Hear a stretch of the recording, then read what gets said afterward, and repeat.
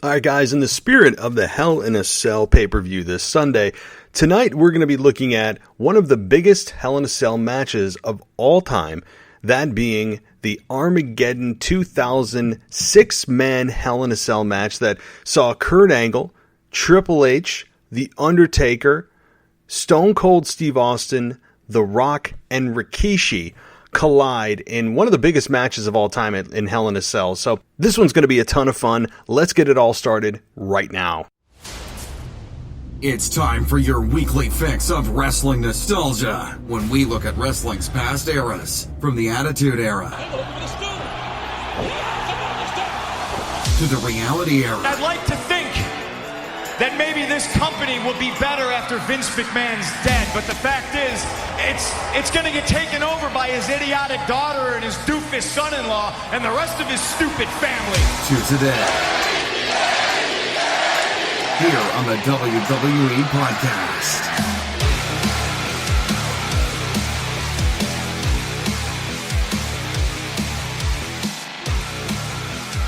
All right, everybody, let's get rolling on this Wrestling Nostalgia Night. Just days away, a few days away from the Hell in a Cell pay-per-view that's coming to you again on Sunday night from the WWE Network. But tonight, we're going back in time. In fact, we're going back 20 years. 20 years! 20 years to Armageddon 2000. It's unbelievable that 2000 was 20 years ago. 2 decades ago was 2000. It's really mind-blowing. And so we're going to go back to that time, and I just got through watching this match and some of the other things that happened on this pay-per-view, and I've got a lot of things to say. This is the fun time of the week where you don't hear a ton of ranting outside of the voicemails that may trigger me, and we'll get to the voicemails in just a moment as well, because I like to start them at the top of the show. But it's a fun time, right? Because you just get to kind of, you get to let loose. And you get to forget about any of the woes going on in the current product, maybe the woes going on in your life, and bring you back to a time that you loved. I mean, let's be honest. It's a time that I think we all universally loved in the Attitude Era. Ruthless Aggression, followed by a close second. It also depends on when you started watching wrestling, whether or not you have fond memories of the Attitude Era / Ruthless Aggression era. But maybe you're also seeing this for the first time or hearing about this for the first time, and that's cool too. You know, maybe we're introducing you to this stuff for the first time, and that is also a really cool thing. So I always like to give moments that I loved outside of the Katie Vick thing last week. Most of the time it is things and are things that I love, and I think you guys will too. So we're venturing back 20 freaking years to December 10th. 2000. I want to say 2020. No, it's 2000. And this took place in Birmingham, Alabama at the Birmingham Jefferson Civic Center. 14,920 people in attendance. And this pay-per-view, just kind of giving you a quick open on this, and then we'll get to voicemails, is really unbelievable when you look at what this, not only the title of the pay-per-view, Armageddon, meaning the end of the world, but they actually structured their entire intro video package around actual war footage that had taken place throughout the decades. And they actually set up the stage with the demolished cars to make it kind of look like the end of the world. Imagine that in today's environment, especially in 2020. I don't know if WWE would get just demolished by people, or if they would actually kind of cling on to it and go, hey, this is kind of hilarious that they're bringing this to the forefront and making it a pay-per-view. It's not going to happen. They will never bring back Armageddon, especially not in the foreseeable future. Maybe ever. I believe the last Armageddon may have been in 2008, the final year of the Ruthless Aggression era before they went PG. So those wishing for an Armageddon, not going to happen. Cool name for a pay-per-view, though. You know, I think it is kind of edgy. It's a nice name. But they literally brought out war footage. Good God. I mean, I'm not offended by it, but what a stark contrast this was. However, really awesome to hear Jim Ross, of course, Jerry the King Lawler, best commentary team of all time. So that was nice to hear, but we'll get into all of that and more, including some other things that happened, and I'll give you the lineup for the other eight matches. There were a total of 9 matches on this card, obviously concluded with that main event of Kurt Angle, The Rock, Stone Cold Steve Austin, Triple H, Undertaker, and Rikishi in a Hell in a Cell match. And let me just say this.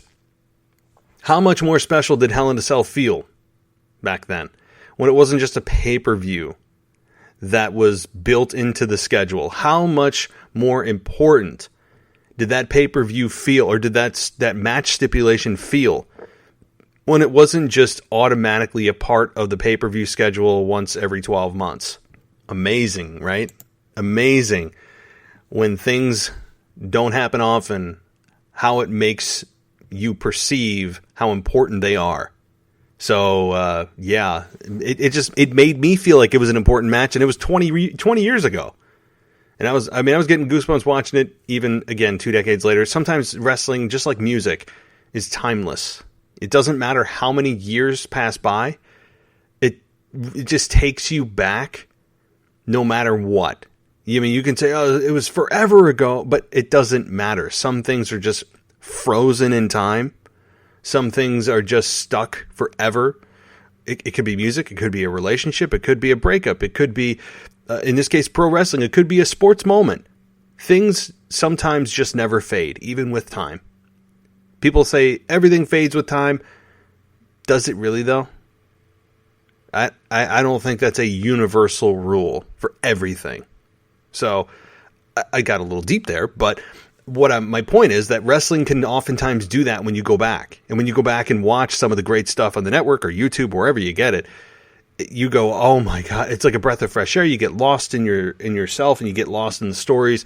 You get lost in yesteryear, and you remember, hey, this was great. And you remember what you were doing at that time, or however old you were, where you were, what you were doing, that kind of thing. So it's kind of fun, and that's why I also do this. So, all right. Well, I got a few voicemails. You guys are nuts with your voicemails. I love it. So we're going to get to your voicemails starting right now. Okay, so I just watched Raw. I'm a little peeved with New Day.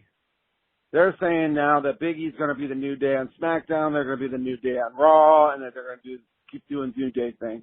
I really hope to God that is not the case. Big E needs to do his own thing, and they need to separate him full-heartedly from the New Day so that he can be his own man. So tired of it. Everything with Seth and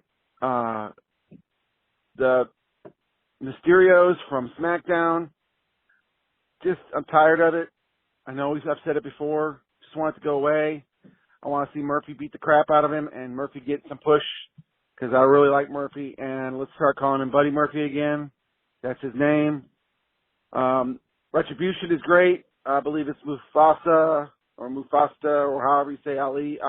I like where they're going with his character. I want them to go deeper with that character.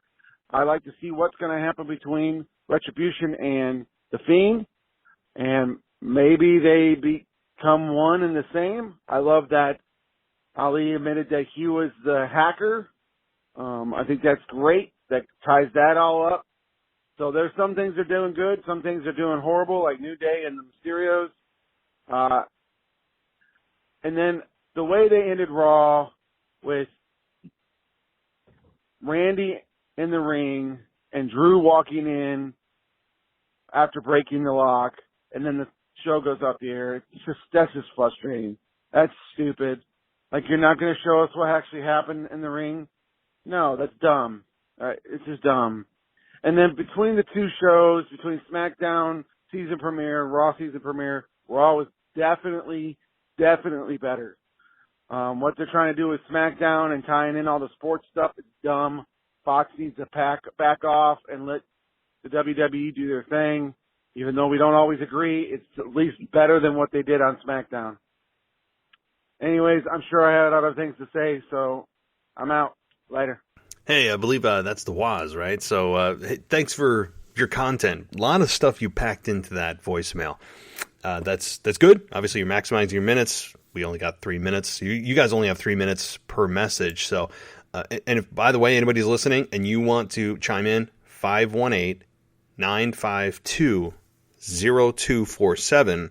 That's the number. Unmanned, rings a few times, and then goes to the voicemail, and talk about whatever you want. Keep it PG, rant, anything wrestling related is definitely welcome. So, okay, let me, I'm not going to talk about every single point just for the sake of time, because I do agree with some of your, really most of what you said. And I think we all can say in unison two things.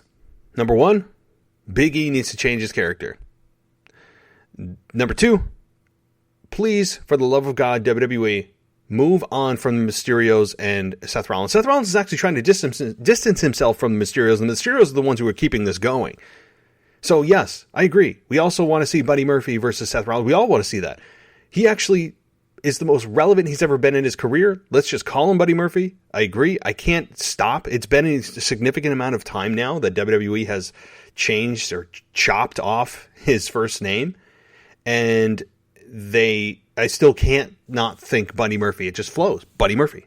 Buddy Murphy. Right? I can't just say Murphy. I'm like, I'm missing something. So, just, I don't know why they're fighting it. They think Buddy's kind of a cute little, non-manly name. Is it not masculine, alpha male enough for Vince? There's got to be something wrong that he had with the name Buddy. I have no problem with it, especially as a babyface. It's kind of cool. So,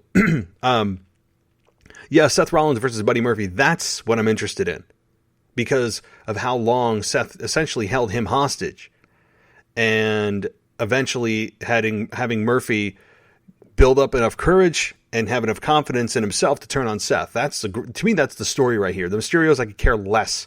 I don't care about the Mysterios anymore. And there were times over the summer I enjoyed it. There's no question. The Eye for an Eye was a little bit over the top, as we all thought it would be. But the overall storyline was good until it just was too much, and then it was not good anymore. And then Murphy did his thing, and that's where I said, okay, now you've got me interested again. But the Mysterios need to just stop being on TV. Please. At least if they're going to be in the same ring as Seth Rollins. This is way too much. I know that I mentioned several weeks ago, like a month and a half ago, that if we can just get to Hell in a Cell, this whole thing will be over. Well, Hell in a Cell is upon us, and I think we're all at our breaking points with this program. They beat it to death, and then they resurrected it and killed it again. That's what they did. And they have a habit when WWE finds something that the fans like and maybe exceeds expectations, they take it to the nth degree and they just squeeze everything out of it until there's nothing left but a soul, and then they suck the soul out of it. That's unfortunately what they do a lot of times, to the point where it actually kind of recedes on the progress that was made by that storyline. So, But yes, and yeah, Big E, I can't say this enough. I've been saying this forever, and even Corey Graves said it on air that he needs to get rid of the silliness, but he could see him being a big main event guy. He said it on air. He's acknowledging what the fans are acknowledging, and I think it's loud and clear that if what Kofi Kingston and Xavier Woods said on Raw was true, that Kofi Kingston and Xavier Woods are going to be the ones to represent New Day on Raw, and Big E is going to be the representation of New Day on SmackDown. Boy, that's terrible. That's terrible, as Cleveland from Family Guy would say. That's terrible. I mean, it's just awful. It is. That is a signal, that the wrong signal to send to fans that were hoping for a new Big E. And I will say this. I've said this before. I'll say it again, though. As much as I want a big change in Big E, like new music, I want new outfit. For God's sakes, new outfits. I don't need the gyrating, the pancakes, the weird facials, the dancing, the hip swivels. None of that. Eventually, I want that all gone. And for his promo style to also stop being so animated, like he's a walking giant cartoon. I don't need your charisma trying to force your charisma to bleed through my TV. We already know you have a lot of talent, right? Like, I don't need to see the Big E of New Day. I need to see the Big E that's Big E. Whatever that is. Now, again, the evolution of the character is key. I don't think it's realistic to expect this Friday night on SmackDown to see Big E 180 degrees coming down, walking down, head down in a shirt and tie and cutting a dark promo with new music. It's just not going to happen. It's not going to happen, but I would like to see progress. That's what I'm looking for, is progress and Easter eggs of letting the fans know that, yes, we're acknowledging this. He's going to change. Let's give him a story that would allow him to change. So, yeah, I'm with everyone here. So, thanks so much, Waz, for your feedback, and let's get to the next voicemail. Can you do a wrestling nostalgia about John Cena and Randy Orton? Thank you. All right, well, short and sweet. Thank you so much for calling. Feel free to call back anytime. Yeah, John Cena and Randy Orton. I don't know how I've never done that. One of the biggest rivalries of all time. I think when people think about Randy Orton and John Cena, I think in general, most people view it as a really good program that was overdone, but really good. And it's been, I don't know how many years since these two have had a match, but it feels like even maybe it might have been 10 years, might be really 10 years since these two have had an actual match, but it still feels too soon, doesn't it? Which is why they never really went back to Randy Orton, John Cena, is because, yes, they worked really well, but it was the King Corbin versus Roman Reigns on steroids of the late Ruthless Aggression era into the PG era. So, not even into the, not really into the Ruthless Aggression, more in the PG era. That's when it really thrived. But yes, I can do one, and I think I might. It's hard to cover everything. They did so much together. They had so many big matches and moments that I don't know if I can cover everything in one show, but I'll try to at least get the big items in the show. I'll at least try to do one, yes. So thank you so much. And if anybody else had suggestions about my wrestling nostalgia topics, I do have a bunch. I know that if you sent me one, I do have it in the bag. I promise I'm not ignoring them. Send them to me at realwwepodcast@gmail.com if you have suggestions of what I should do for wrestling nostalgia. So thank you so much. Or leave a voicemail, just as you heard. So speaking of email, though, I'm going to take a break from the voicemails because I do have a couple more to get to. But I do have an email that came through. And rather than just email this individual back, I figure it's more fun to answer it on the air. So here we go. It says, "Hey Matt, with AJ Styles' new bodyguard, is there anyone you think could be a heavy or protege to one of the women on the main roster and then turn on them / create some kind of Triple H Batista Evolution tension to later create that kind of feud? In my opinion, always works. The only one I can think of that didn't have much of a payoff was Dana Brooks and Charlotte in 2016. Would love to hear your thoughts, Mimi from Connecticut." Thanks so much, Mimi, for writing into the show, and I figured I'd answer here on the air, putting myself on the spot. So first of all, Dana Brooke and Charlotte in 2016. I'll address that. I think that it could have happened for Dana Brooke. I think that they look at Dana Brooke at this point as a utility person. She just kind of blends in with the rest of the women. She's there in a role that is there really as an enhancement role. She's never really gotten a fair shake. I know that she stood up to, I think, Ronda Rousey at one point, but then got quickly manhandled. But yeah, I think that what needs to happen is exactly what you're talking about. You're alluding to the Triple H Batista Evolution tension that later created a really good program between Triple H and Batista. Really good. And here's my point. That is a good analogy because the point of stars that are already established, one of the purposes of them is to build other stars, to get them established. You can't wrestle yourself, right? So I think that, yes, Charlotte could be one. I mean, she's looming out there, and she could make a return at any time. I mean, the rumor is she'll make a return at the Royal Rumble.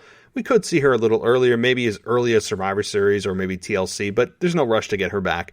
But yes, somebody like Charlotte, somebody like Becky Lynch when she comes back, somebody even like Natalya. You would think they would have done something with her with all of her locker room respect and her tenure in WWE.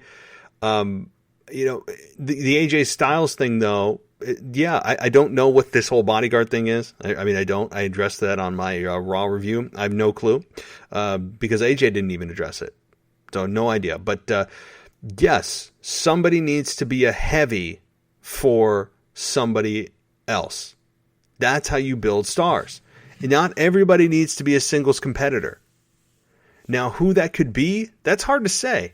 I'm not copping out here, but I will agree with you on the general premise that there needs to be more star growth by having established stars work with girls and we're women, or in men, in the men's division too. This works in both divisions.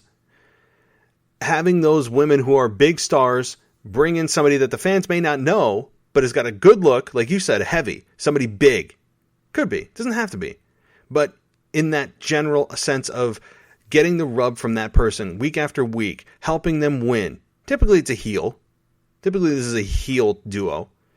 But yes, thanks so much, Mimi, for your question. Okay, let's get to that next voicemail. Yes, hi, it's Tim calling from Arlington, Texas again. Just want to touch on just a couple really quick things. You was talking about Braun Strowman. Is he a heel? Isn't he a heel? Whatever. I'm going to say, or babyface, sorry. I'm going to say, according to WWE, he is a babyface again. And what I mean by according to WWE is WWE right now, as you're aware of, because you mentioned it, they have the luxury of telling us who to cheer for and who to boo by adding the cheers and the jeers and whatever how they want us to fill the match. And when Braun Strowman came out, that's the first thing I noticed was it was accompanied by cheers, which tells us, cheer for this man. This is your baby face. This is who you cheer for. I noticed the same thing when Sasha Banks came out to fight Bayley after she had recovered from her injury. We heard cheers from Sasha Banks, which in the past, up until this day, anytime Sasha Banks walks out, it's boos from the fake boos. So anyways, just a couple of things I noticed. WWE's telling us right now he's a baby face. How long that'll happen, I don't know. I would consider him more just kind of neutral at the moment. I don't consider him a babyface. I don't consider him a heel anymore.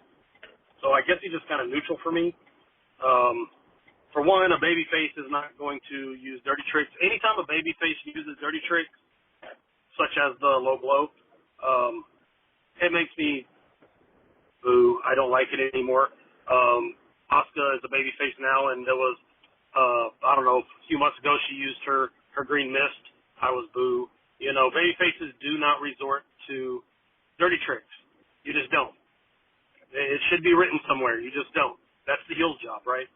But anyways, that's all about that. I was going to mention, because you were talking about AJ Styles, and if somebody would have told me before Raw that AJ Styles, they were going to give him a heater, I would have immediately thought, I'm not for this. This is going to be stupid. And instead, I was actually pleased. I was smiling during the whole part.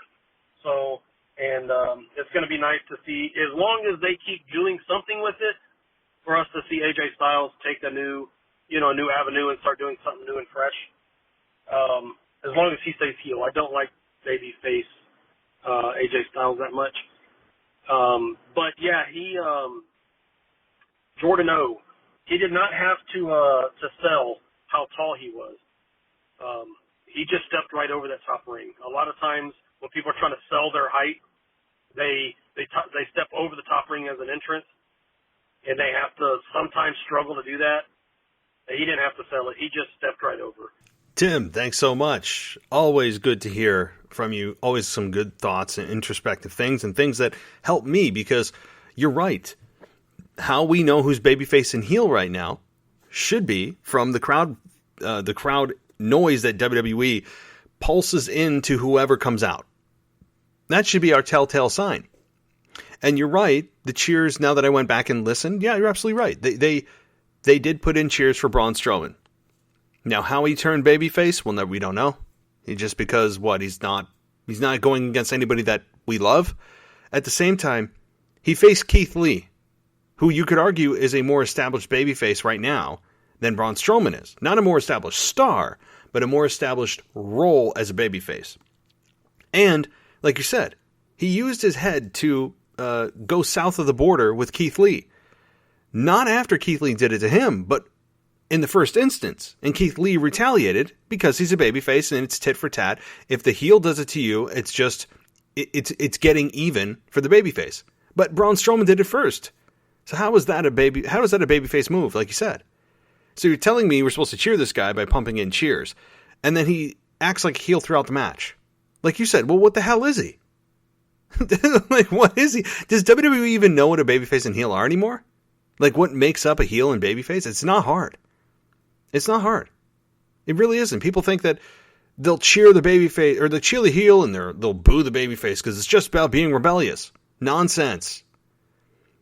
That is an excuse, and that's a train of thought from people in WWE that want to alleviate themselves of the responsibility of coming up with a story that has a successful babyface and a successful heel. That is a reflection on creative for not understanding, and Vince, really, because he's the one approving all this. It's a reflection on Vince and creative to not understand what makes people cheer and what makes people boo certain characters at times. Not all the time. I'm not saying they're completely inept.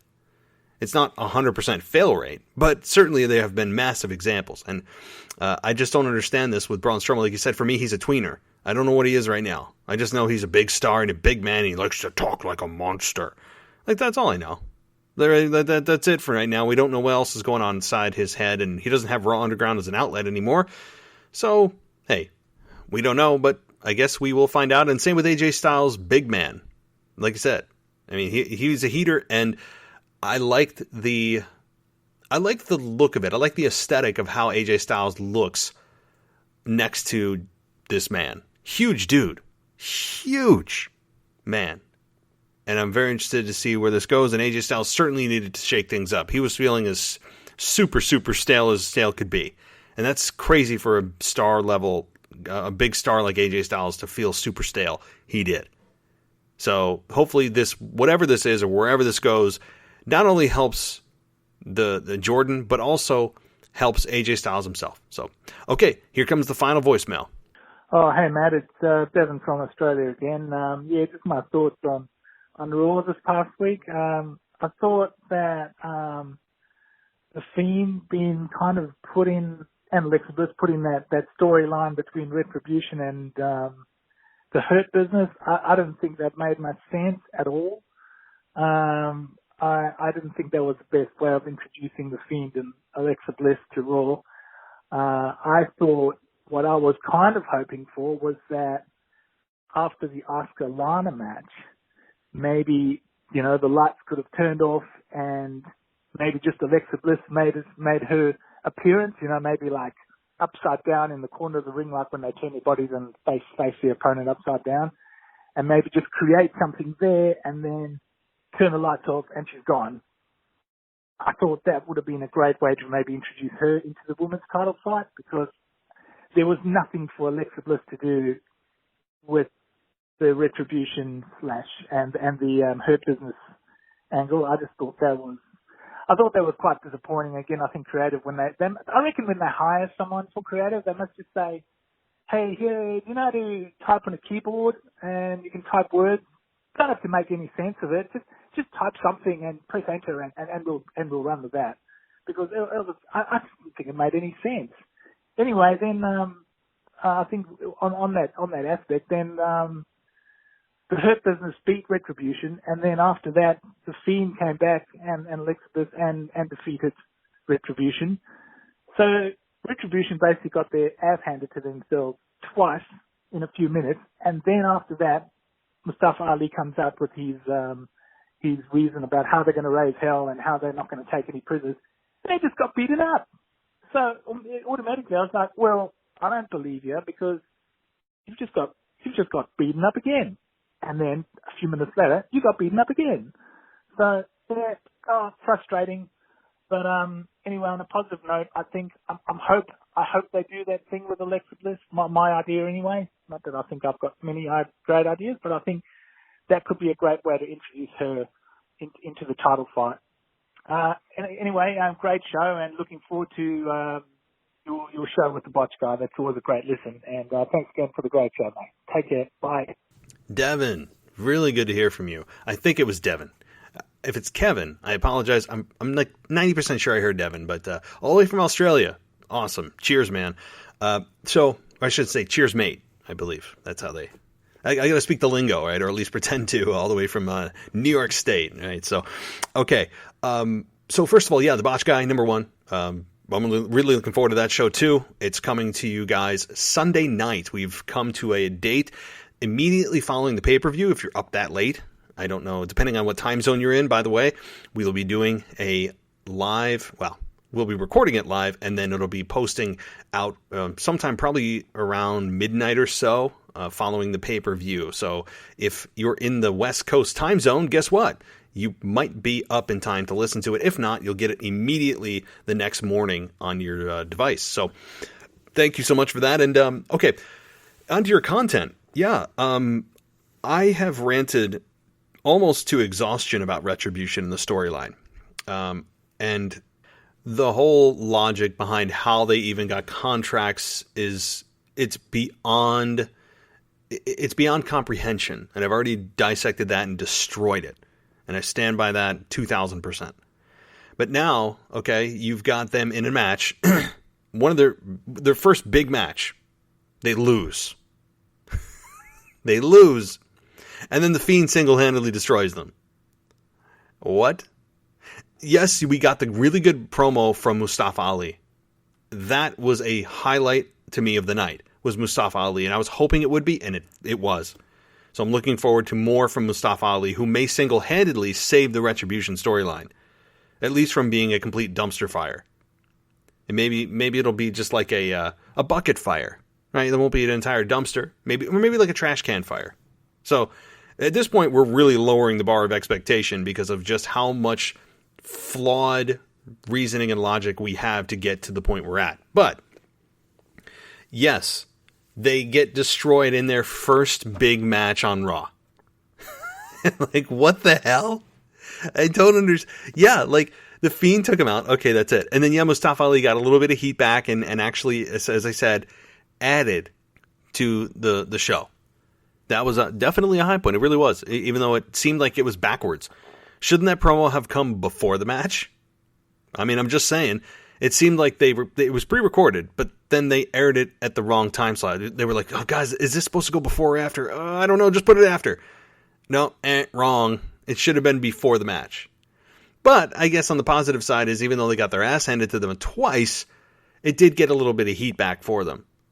And we did get to understand a little bit more about Mustafa Ali. Again, I'm interested in what he has to say right now, and we're seeing a nice side of him that's not just the happy-go-lucky babyface, happy to be here, and I'm going to be a good little soldier and just kind of not ruffle feathers. No. That's not what Mustafa Ali has said that he is here for. So, yeah, thanks so much, Devin, for calling in. Anytime you want to call and leave a message, more than welcome to.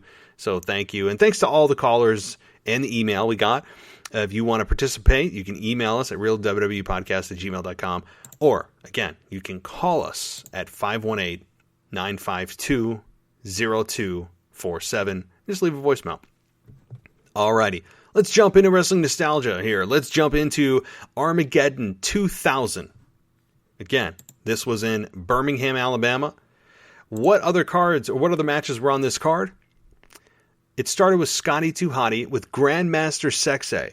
Defeated D'Lo Brown with Chaz and Tiger Ali Singh in a singles match. Second, the Radicals that included Dean Malenko, Eddie Guerrero, one of my favorite of all time, Perry Saturn with Terry, defeated Team Extreme, Jeff Hardy, Matt Hardy, and Lita in an intergender elimination tag team match.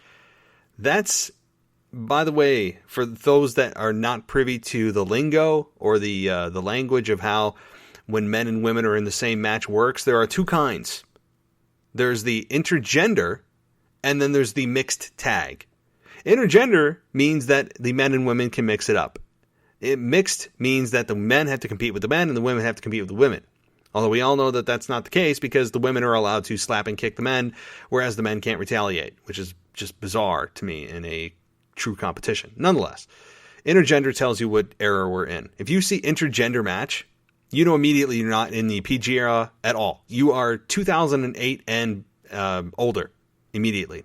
William Regal defeated Hardcore Holly in a singles match for the WWF European Championship in 5 minutes. Boy, William Regal, and that's maybe a guy I'll do a nostalgia on too. William Regal, one of the most underrated heels of all time. When I look back and go, damn, he was good. Really, really good. So I may end up doing a wrestling nostalgia on William Regal. Some of you may find that boring. Oh, it's William Regal. It's not a top star. No, I really believe that it is somebody that I need to touch on because I don't think he gets the appreciation he deserves for how good he is as a heel. And he belongs as a heel, period. So, Val Venus with Ivory defeated Chyna. Chris Jericho defeated Kane in a last man standing match. Edge and Christian defeated the Dudley Boys. K-Quick, yes, now known as R-Truth, and Road Dogg, and Right to Censor. Wow. Remember Right to Censor? With Stevie Richards, Bill Buchanan, and the Good Father? Oh, yeah. I remember that one. Chris Benoit, defeated Billy Gunn by submission for the WWF Intercontinental Championship. Ivory defeated Molly Holly and Trish Stratus for the WWF Women's Championship in 2 minutes. 2 minutes. Boy, the women have come a long way, haven't they? And then, I'm not going to spoil it, but the final main event, I'm not going to give it away, but just in case you haven't seen it, I won't tell you the ending. I'll let you listen to it as time goes on here, but it went 32 minutes and 7 seconds, and that was for the WWF Championship. So, on a side note, because I'm going to get to some audio, because I want you to listen to the promo for this match. Very good, and it gets you hyped up. And I know you can't see it, but you can hear it. The one thing I want to talk about quick is Vince McMahon calling the matchup that's inevitable to happen of Roman Reigns versus Drew McIntyre as Hogan Flair. He thinks it's going to be as big as Hogan Flair, and he's looking at it as such. Are you kidding me? Really? So, when you look at the analogy here, he's probably looking at Roman Reigns as Hulk Hogan, and he's looking at Drew McIntyre as Ric Flair. Is that the analogy? I mean, you cannot do this, Vince. That tells you the state of mind, or that tells you that his mind and the way he perceives people that he's pushing is in no way in alignment with the fans at times. At times. He's not completely senile, okay? I mean, it's very easy to jump on that bandwagon. I don't think he is. But certain things, you have to be kidding me if he's comparing Hogan Flair to a down-the-line match of Roman Reigns versus Drew McIntyre. No doubt. Roman Reigns and Drew McIntyre are going to kill it, and they're going to have a great rivalry. I can't wait for it. It's inevitable.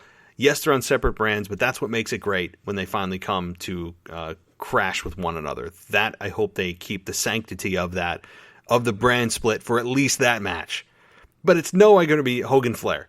Does anybody, Hogan is, beside all of his racist comments and all the negative publicity he's gotten, all that aside, professionally, this man is the biggest name in pro wrestling history.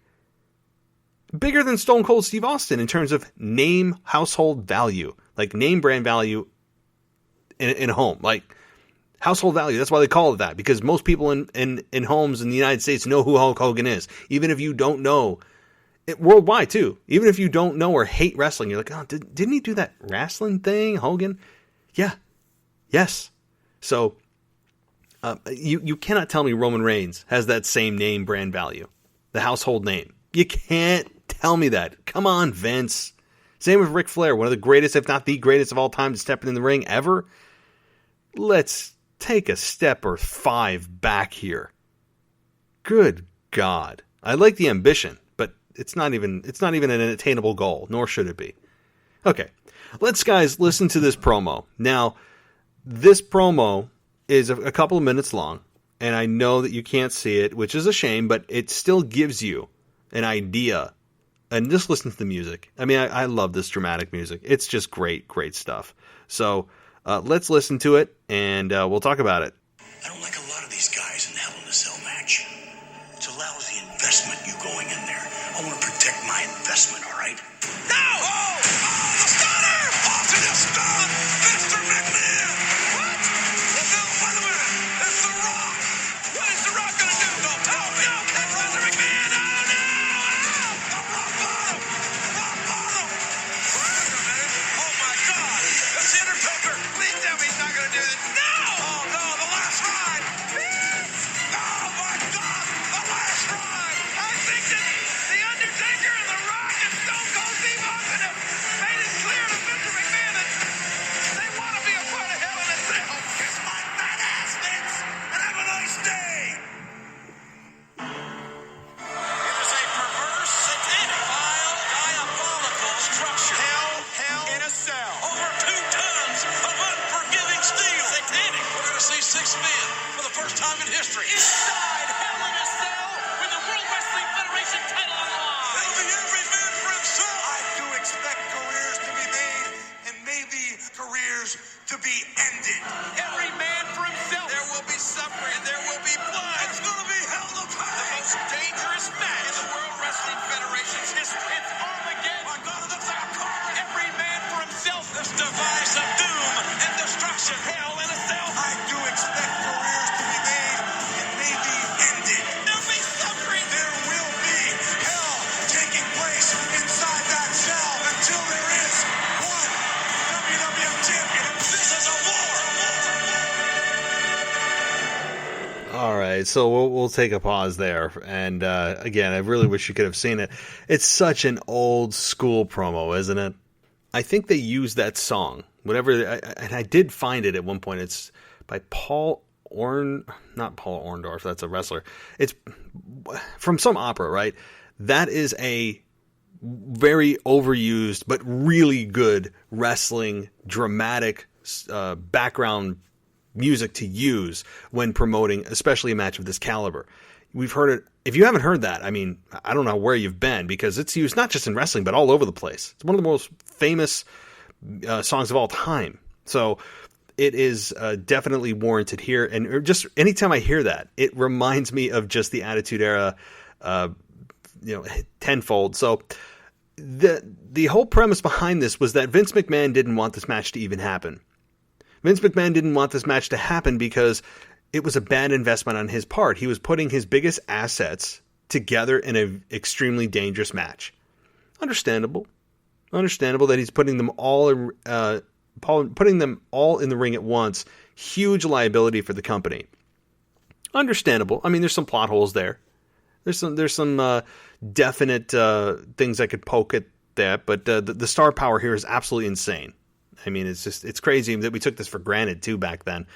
But Mick Foley also, who was the commissioner at the time, offered himself up to say that if anybody gets injured in this match, that I will step down as commissioner. Well, you just said in the promo that you expect people's careers to be ended. So it makes no sense. See, this is my 35-year-old mind versus my 15-year-old mind at the time, where I just kind of glossed over these things and just didn't really care about the logic. Where I look at it now, 20 years later, I'm like, wait, what? That shouldn't have been a stipulation Mick Foley put on himself. It should have been a stipulation that Vince McMahon put on Mick Foley, saying if anyone gets injured, anyone is out of action for a long period of time because of this match, this is on you, and you are stepping down as commissioner. You're fired. But nonetheless, okay. So the match gets underway, and inexplicably, I'll say the word right. They have a truck, it was like a dump truck of sorts that has a whole bunch of like sawdust or something, and wood chips and sawdust in there. That somehow they backed up to the ring. Well, who the hell's backing that up to the ring for any reason other than to have someone go off it? It was just a setup stunt that I wasn't a fan of because it was clearly set up. There's never a reason for anyone to ever have that truck there. Never. But we all saw the bump. If you haven't seen the bump, it's enjoyable, predictable, safe, right? But There were high standards on this match, insanely high standards on this match because of, well, think about prior Hell in a Cell matches. Mick Foley was retired by Triple H at Hell in a Cell not too soon before this match. And Mick Foley also, the most famous Hell in a Cell match of all time with Undertaker, a couple of years earlier, got thrown off the top of the cell in the most famous call ever by Jim Ross and the most famous match ever of Hell in a Cell. So this one had a crazy standard that it almost couldn't live up to because people aren't going to throw each other off the top of the cell. I mean, it's just stupid. It's unsafe. I would not warrant it. But somebody needed to do something, and that was the safest bump that can happen. But we'll get to that in a minute. But let's listen to a little bit more audio here from the match, and then we'll get to the big spot and then the conclusion here.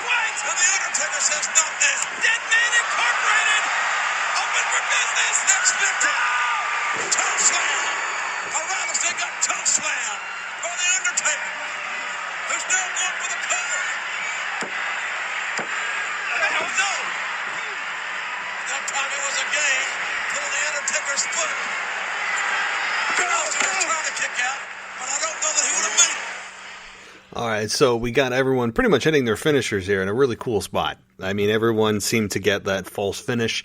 That's always a fun thing to do when it's done correctly. You know, with the choke slam and the stunner and the rock bot, all of it. I mean, it's just it's good stuff when that happens. And boy, the crowd reactions back then, damn. I mean, it's goosebump, and especially the fact that we don't have fans right now. It makes it that much better, I think, that we haven't had fans in 8 months, and now we see not only fans in person, of course, 20 years ago, but you also have some of the loudest reactions of all time. It's really cool to see and bring you back here. So, don't forget, Kurt Angle came in as the WWF champion. I probably should have mentioned that. Kurt Angle came in as the WWF champion. So let's get to the big spot and then close out the match.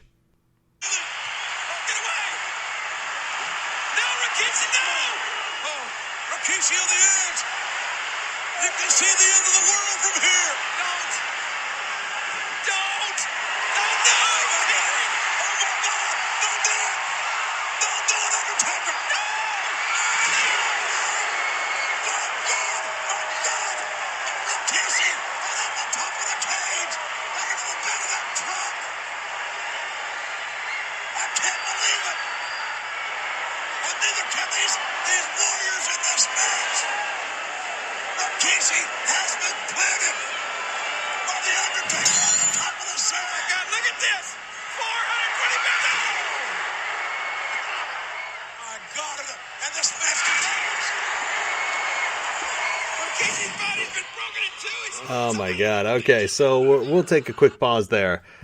And hey, I did get my question answered. I thought I remembered that spot. I apparently just only remembered the truck just being there from the beginning of the match. It wasn't. I don't know why I thought it was. Vince McMahon actually hired a construction truck that was apparently just holding wood chips, right? I mean, whatever. It is what it is. He tried to have the cell torn down so that this match couldn't continue. He was trying to save his assets. And then Mick Foley had Vince escorted out by security. And the really cool moment after this was Stone Cold and The Rock never really crossed paths prior to this match. Like, they haven't had a true confrontation. Even during the match, they really stayed their separate ways and were involved with other competitors in the match. And they finally, at the end of the match, lock eyes, both bloody and battered, on the opposite sides of the ring. It was a really, really cool moment. and they come face to face, and well, here's what happened.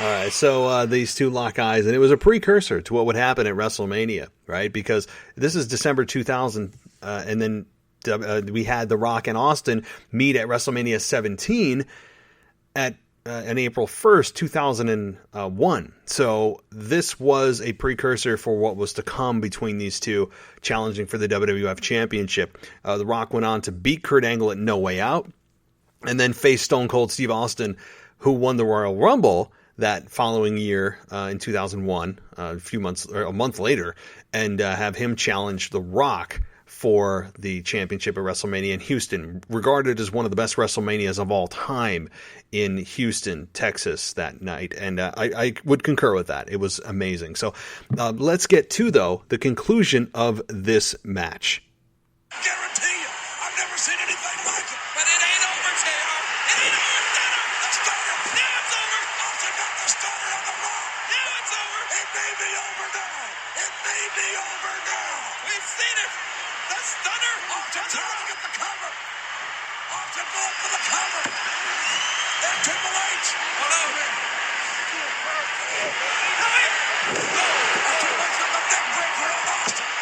Hey, wait a minute. Look at Kurt. Kurt Angle pinned The Rock. He's got a hand on top of the Rock. And still,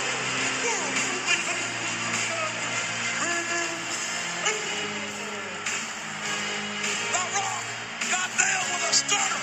Austin was going for the cover, but he was stopped by the game. And Kurt Angle took advantage of the Stone Cold Stunner to pin The Rock and retain the WWF title. Well, look at this carnage, JR. $1 billion worth of talent. Mr. McMahon has got to be in shock. The Undertaker, a bloody mass on top of the cage. But Rikishi's broken body has yet to move in the back of that truck. And Kurt Angle is still the WWF champion. All right, wow.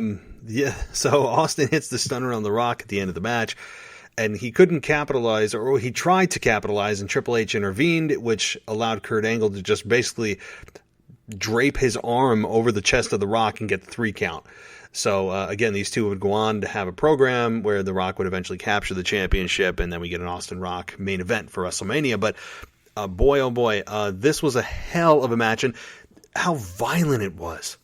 Holy, you know what? I mean, it was violent compared to today's standards, and I'm not advocating for going back to blood and guts for the fact of just going back to blood and guts, but damn, you can't tell me that a little blood inside Hell in a Cell isn't drama in and of itself when it's warranted. I mean, I do miss sometimes that brutality. I miss the blood once in a while, but hey, WWE's painted the cell red, so that's just good enough for me, right? Yeah, I'm being very facetious. So, but I actually don't like the painted red cell. I do like the traditional steel cell. Otherwise, it kind of looks like a toy.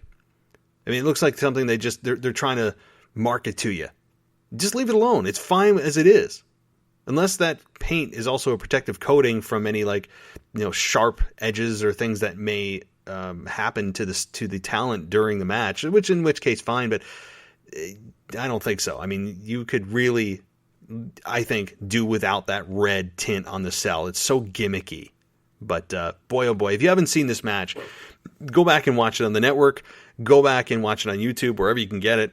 It's the Armageddon 2000 six-man Hell in a Cell match. It will take you back in time, 20 years. So, alrighty, well, that concludes our voicemail / Wrestling Nostalgia segment for the week. And tomorrow will be a special episode from Zach Smith. It won't be your typical review, but he has a special podcast for you guys tomorrow. If you are interested in covering AEW and you have previous audio experience, please let me know. I have a couple of people interested, but I don't have anyone who has a passion for AEW that has been watching for a long time. I'm looking for somebody who has been really paying attention to the AEW product since its inception.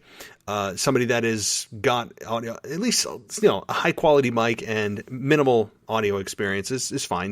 That'll probably suffice. But if you're interested in covering AEW for the show, let me know at realwwepodcast@gmail.com. And we can discuss further. But until then, guys, we've got a ton of stuff coming up beyond that. Of course, we've got the preview and prediction show on Saturday night with the co-host. And then we have the Sunday pay-per-view immediately following we'll have our review show immediately following the pay-per-view on Sunday night. So we've got a ton of audio coming your way for Hell in a Cell.